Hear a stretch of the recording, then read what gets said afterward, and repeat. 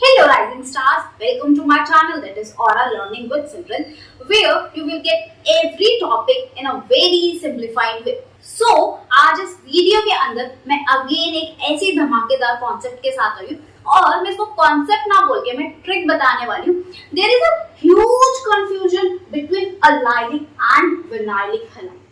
कि allylic halide और vinylic halide में ना पर इतना सा डिफरेंस है. वही इतना सा डिफरेंस को हम एक ट्रिक की फॉर्म में लर्न करने वाले. सबसे पहले हम देख तो लेते हैं कि allylic और vinylic होता क्या, उसके बाद तो हम ट्रिक जानेंगे ना. सो देख, allylic halide का मतलब और halide का मतलब तो हमारे पास हो गया कोई एक हेलोजन ग्रुप, राइट.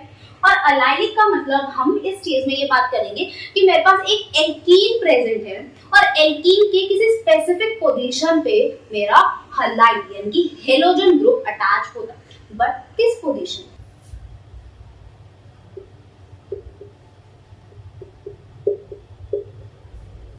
सी, मेरे पास ये कंपाउंड प्रेजेंट है जो कि है क्लोरोप्रोपेन. ठीक है, सबसे पहले मेरे को ये पता करना है कि which carbon is known as alpha carbon and which carbon is known as beta carbon.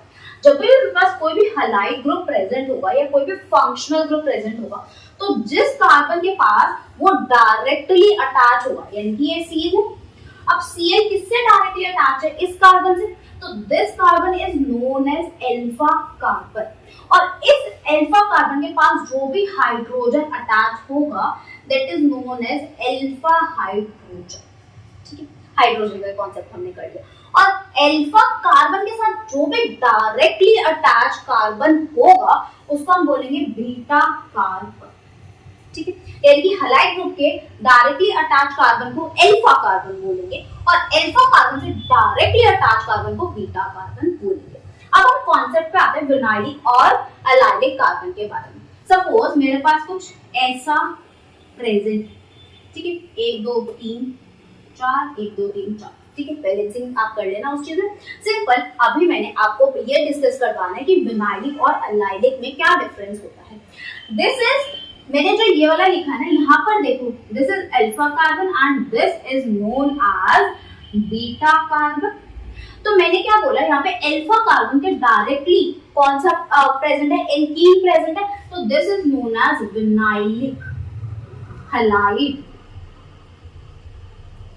और अगर ये बीटा कार्बन से डायरेक्टली अटैच होता, कौन? एल्कीन ग्रुप, यानी कि C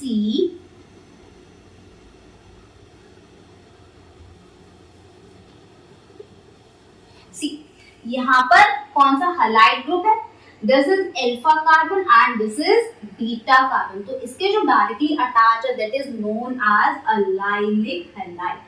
अब हम इसको लर्न कैसे करने वाले हैं? By using trick. अब ट्रिक क्या है? जब भी हम विनाइल लिख रहे हैं तो ऐसे कुछ विनाइल लिखते हैं, राइट. अब जब मैंने कुछ ऐसे इसको करा तो इसका मतलब क्या, मैं इसको ऐसे अल्फा बना सकती हूँ और इसको थोड़ा रोटेट करके क्या ये अल्फा बन जाता है ऐसे. इसका मतलब जो भी डबल बॉन्ड प्रेजेंट होगा वो अल्फा कार्बन पे होगा. ठीक है, और अगर ये अल्फा कार्बन पे डबल बॉन्ड है तो इसका मतलब allylic वाला डबल कार्बन पे ही होगा, यानी कि कार्बन जो बीटा कार्बन है उसी पे ही डबल बॉन्ड अटैच होगा. बस इसी वजह से allylic और vinylic में आप इजीली डिफरेंशिएट कर पाओगे using this trick. I hope आपको ये वीडियो बहुत ज्यादा इंटरेस्टिंग लगे. So thank you for watching this video and do subscribe to my channel. Thank you.